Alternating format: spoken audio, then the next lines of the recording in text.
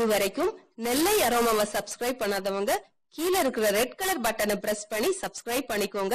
அப்படியே அது பக்கத்துல இருக்க பெல் ஐகானையும் கிளிக் பண்ணிக்கோங்க. நான் எப்ப வீடியோ போட்டாலும் உடனுக்குடனே உங்களுக்கு வந்து சேரும். நெல்லை அரோமா இன்னைக்கு நம்ம பார்க்க போற டிஷ் ஒரு சூப்பரான டிஷ், மட்டன் கோலா உருண்டை, மட்டன் கோஃப்தா. இது வந்து ரொம்ப டேஸ்டா இருக்கும்.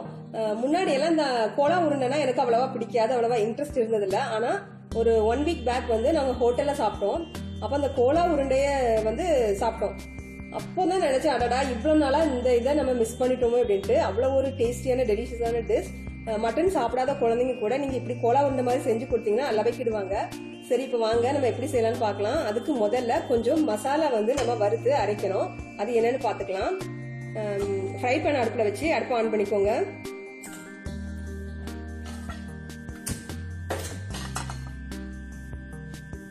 பேன் சூடாகட்டும். இதுல 1 டீஸ்பூன் எண்ணெய் விட்டுக்கலாம்.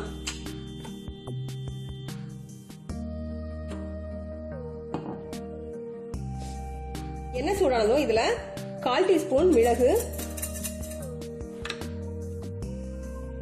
ஒரு டீஸ்பூன் சோம்பு, பெருஞ்சீரகம், ஒரு சின்ன பட்டை, ஒரு ஏலக்காய், ஒரு கிராம்பு,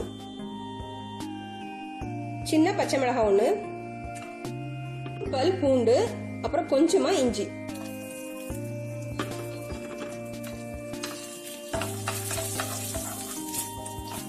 கூட ஒரு 4 கேஷ்யூ நட், முந்திரி பருப்பு வறுத்துக்கோங்க. முந்திரி பருப்பு கொஞ்சம் வறுபடட்டும். இது கூட ஒரு 1/2 டீஸ்பூன் துருவின தேங்காய். தேங்காய் வந்து அதிகமா போடாதீங்க. அதிகமா போட்டீங்கன்னா கோலா உருண்டை வந்து ஃப்ரை பண்ணும்போது பிரிஞ்சு வந்துடும். அதனால ஒரு 1/2 டீஸ்பூன் மட்டும் டேஸ்டுக்காக போட்டுக்கலாம்.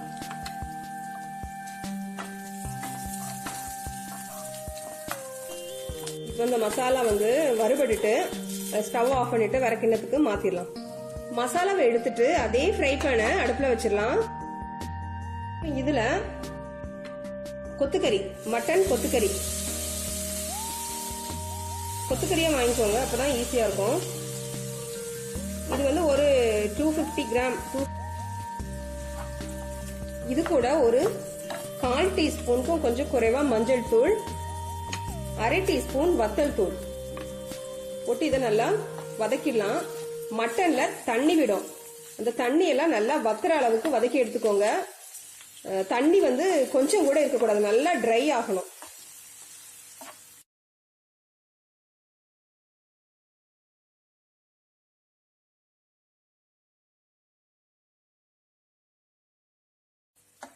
இந்த மட்டன்ல தண்ணி பெருகி வருது பாருங்க. இந்த தண்ணி எல்லாம் நல்லா வத்தணும். சரி, தண்ணி வத்தட்டும். அப்போ ஒரு 5 நிமிஷம் போல நம்ம இப்படி வதக்கிக்கலாம். அப்பதான் மட்டனும் கொஞ்சம் குக் ஆகும். இந்த சமயத்துல நம்ம வறுத்த அந்த மசாலாவை வந்து மிக்சில அரைச்சி எடுத்துட்டு வந்துடலாம். ரொம்ப மைய அரைக்கணும்னு அவசியம் இல்லை, கரகரப்பா அரைச்சா போதும். இப்போ ஒரு 2 நிமிஷம் போல ஆயிருக்கு பாருங்க. தண்ணி எல்லாம் நல்லா வத்தி வந்திருக்கு. இப்போ நம்ம அரைச்சி எடுத்த அந்த மசாலாவை போட்டுடலாம் உள்ள. அப்புறம் இதுக்கு தேவையான அளவு உப்பு,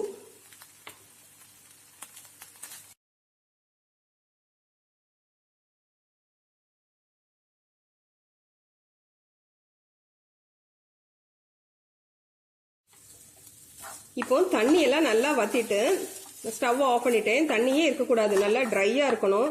அப்படி இல்லைன்னா நம்ம உருண்டை வந்து எண்ணெயில போடும்போது பிரிஞ்சு போயிடும். சரி, இப்போ இதை வந்து நல்லா கொஞ்சமா ஆற விட்டுட்டு மிக்சி ஜாருக்கு மாத்தி அரைச்சி எடுத்துட்டு வந்துடலாம். இந்த மட்டனை அரைச்சி எடுத்துட்டு வந்தாச்சு. இதை ஒரு பவுலுக்கு மாத்திரலாம்.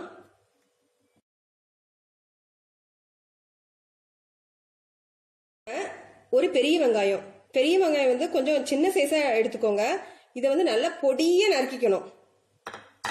பெருசா போட்டீங்கன்னா அது வந்து எண்ணெயில பிரிஞ்சிடும். அதனால நல்லா பொடியா நறுக்கிக்கோங்க.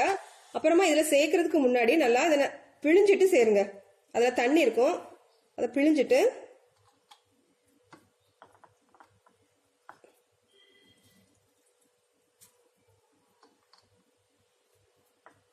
கூட கொஞ்சமா மல்லி இலை, கொஞ்சம் கருவேப்பிலை பிசைஞ்சிடலாம்.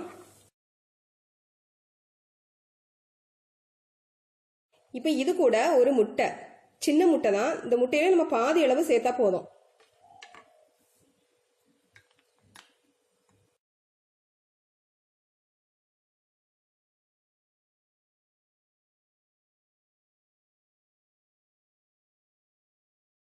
இப்போ இதெல்லாம் சேர்த்து பிடிக்கிறதுக்காக பொட்டுக்கடலை மாவு, கடலையை மிக்சியில அரைச்சி மாவாக்கிக்கோங்க. பொட்டுக்கடலைய அது வந்து ஒரு 2 டீஸ்பூன் சேர்த்துக்கலாம்.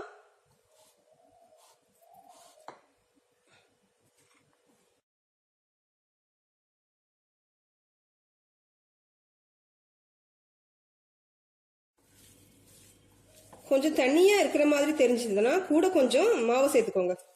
அப்புறம் உப்பு இருக்கான்னு பார்த்து போட்டுக்கோங்க. இதுல உப்பு கரெக்டா இருக்கு. இப்போ உருண்டை பிடிச்சிடலாம்.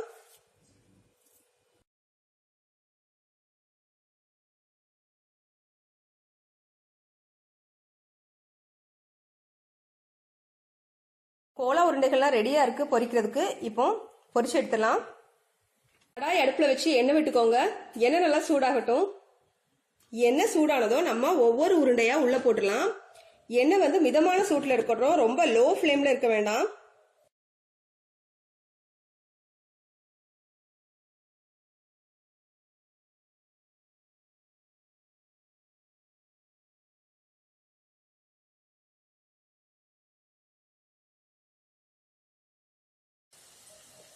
உருண்டைகளை போட்ட உடனே கரண்டி விடாதீங்க, பிஞ்சு போயிடும். ஒரு பக்கம் நல்லா வெந்ததுக்கு அப்புறமா நம்ம திருப்பி போடலாம். ஒரு பக்கம் வெந்திருக்கோம், நம்ம மெதுவா இதை திருப்பி போடலாம். கவனமா திருப்புங்க, பிஞ்சிராம.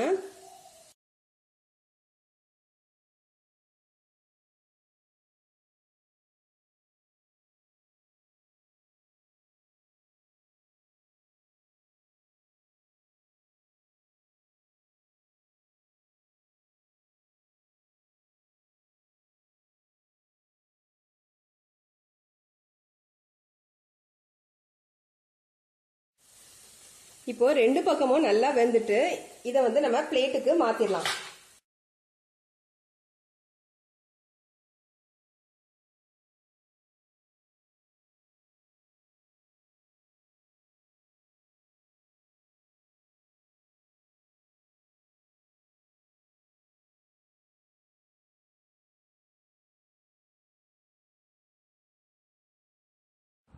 மட்டன் கோலா உருண்டை ரொம்ப ஃப்ளேவர்ஃபுல்லாக டேஸ்டாக எம்மியாக ரெடி ஆயிட்டு.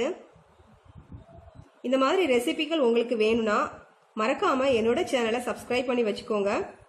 நான் போடுற ஒவ்வொரு ரெசிபிஸுமே உங்களுக்கு நோட்டிஃபிகேஷன் வந்துடும். இந்த வீடியோ பிடிச்சிருந்தா லைக் பண்ணுங்கள், ஷேர் பண்ணுங்கள். தேங்க்யூ.